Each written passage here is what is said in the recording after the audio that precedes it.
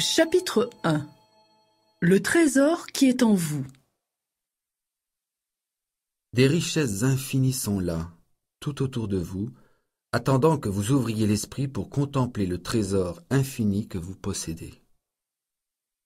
Il y a en vous une mine d'or d'où vous pouvez extraire tout ce dont vous avez besoin pour vivre dans la joie, la générosité, la plénitude. Beaucoup demeurent aveugles à cette mine d'or d'intelligence infinie et d'amour sans limite qui est en eux. Un morceau d'acier magnétisé soulève environ 12 fois son propre poids, mais si vous démagnétisez ce même morceau d'acier, il ne pourra pas même soulever 1 gramme. De même, il y a 2 types d'hommes.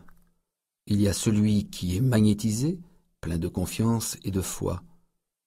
Il sait qu'il est né pour gagner et pour réussir. Et puis, il y a le type d'homme qui est démagnétisé. Celui-ci est plein de crainte et de doute.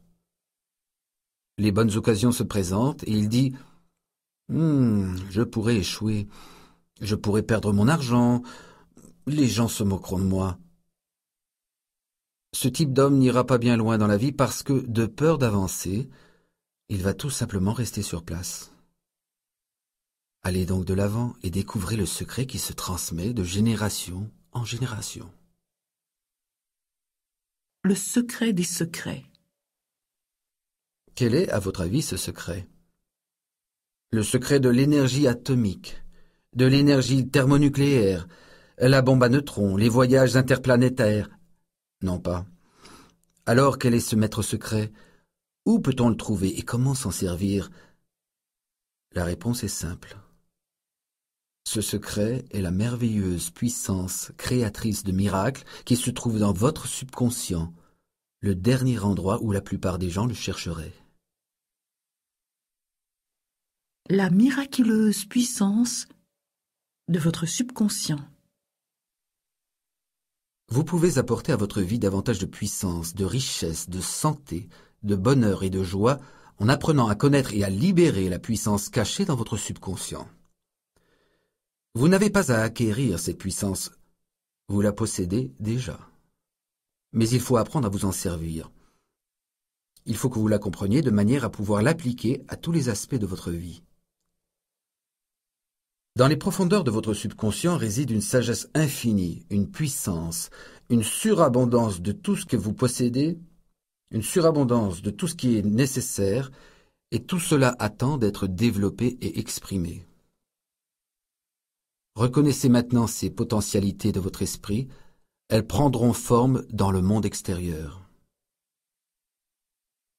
Cette intelligence infinie de votre subconscient peut vous révéler tout ce que vous avez besoin de savoir à chaque instant et à chaque endroit, pourvu que vous ayez l'esprit ouvert et réceptif. De plus, l'intelligence infinie de votre subconscient peut vous révéler de merveilleuses connaissances originales. Elle peut vous révéler et vous ouvrir la voie de l'expression parfaite et votre vraie place dans la vie.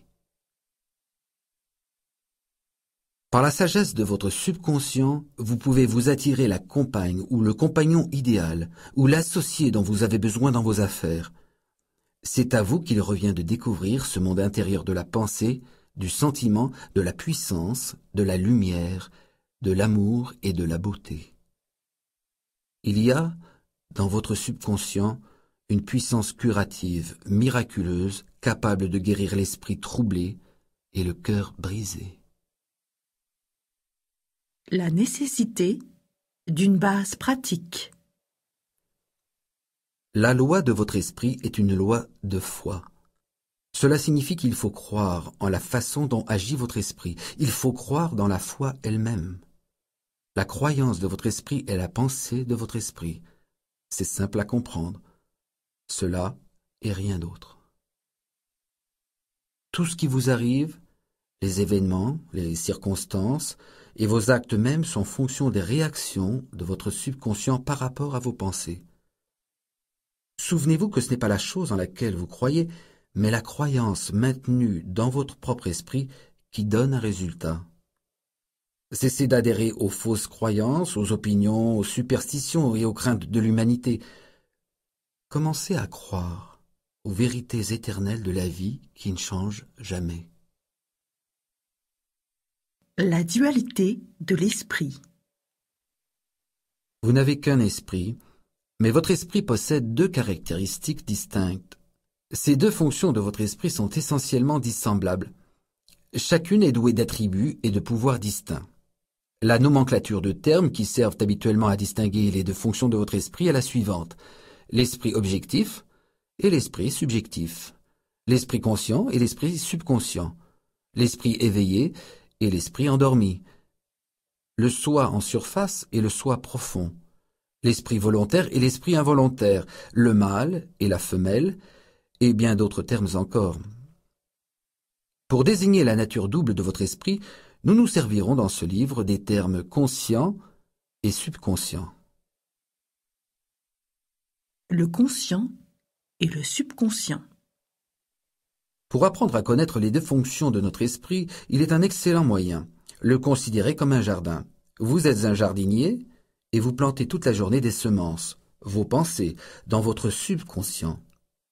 Vous allez récolter dans votre corps et dans votre vie ce que vous aurez semé dans votre subconscient. Commencez à semer des pensées de paix, de bonheur, de bonnes actions, de bonne volonté et de prospérité.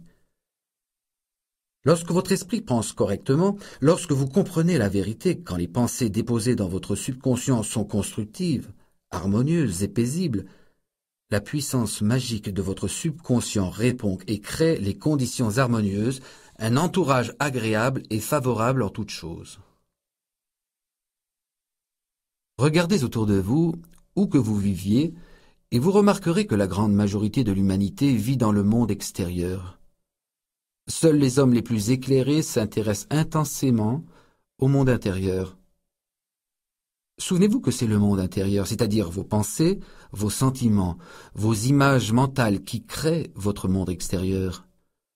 Ce monde intérieur est donc la seule puissance créatrice, et tout ce que vous trouvez dans votre monde extérieur a été créé par vous au sein de votre monde intérieur, consciemment ou inconsciemment. Les différences marquantes entre le conscient et le subconscient et leur fonctionnement respectif. Vous comprendrez les principales différences par les illustrations suivantes. L'esprit conscient est comme le navigateur, le capitaine qui se tient sur le pont du navire. Il commande et donne ses ordres aux hommes des machines, qui à leur tour contrôlent toutes les chaudières, les instruments, les jauges, etc. Ils iraient s'échouer sur les rochers si l'homme du pont leur donnait de fausses indications en se servant de son compas, de son sextant, de ses autres instruments. Les mécaniciens obéissent automatiquement au commandant parce qu'il est le commandant. Le capitaine est le maître de son navire, et ses décrets sont exécutés. De même, votre esprit conscient est le capitaine, le maître du navire que représente votre corps, votre entourage, et tout ce qui vous concerne. Votre subconscient reçoit les ordres que vous lui donnez, ordres basés sur ce que votre esprit conscient croit et accepte comme vrai. Lorsque vous répétez aux gens « Je n'ai pas les moyens d'acheter ceci ou cela », votre subconscient vous prend au mot et fait en sorte que vous ne puissiez acquérir ce qu'en fait vous désirez.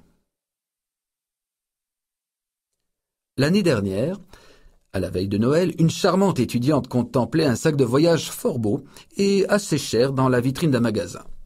Elle s'apprêtait à se rendre à Buffalo, dans l'État de New York, pour y passer les fêtes en famille. Elle allait se dire « Je n'ai pas les moyens d'acheter ce sac », lorsqu'elle se souvint de ce qu'elle m'avait entendu dire pendant mes conférences. Ne mettez jamais un point final à une déclaration négative. Renversez-la immédiatement et les miracles apparaîtront dans votre vie. Aussitôt, cette jeune fille se dit « Ce sac est à moi, il est à vendre, je l'accepte moralement et mon subconscient fait en sorte que je le reçoive. » À 8 heures du même soir, son fiancé lui offrit un sac exactement semblable à celui qu'elle avait admiré et avec lequel elle s'était mentalement identifiée à 10 heures du matin. Elle avait rempli son esprit d'une pensée d'espoir, puis confié toute l'affaire à son esprit profond qui savait comment l'accomplir. Voici une autre illustration simple. Lorsque vous dites « Je n'aime pas les champignons » et qu'ensuite l'occasion se présente pour vous de manger des champignons dans quelque sauce ou quelque mets, vous aurez une indigestion parce que votre subconscient vous dira Le patron, votre esprit conscient, n'aime pas les champignons. Cela est un exemple amusant des différences essentielles et des modes d'instinct d'opération entre votre esprit conscient et votre subconscient. Une femme dira « Je m'éveille à 3 heures quand je bois du café le soir ». Chaque fois qu'elle boira du café, son subconscient la réveillera comme pour lui dire « Le patron veut que tu demeures éveillé ce soir ». Votre subconscient travaille 24 heures sur 24 et se nourrit à vos dépens. Il déverse ensuite sur vous les fruits de votre mode de pensée habituel.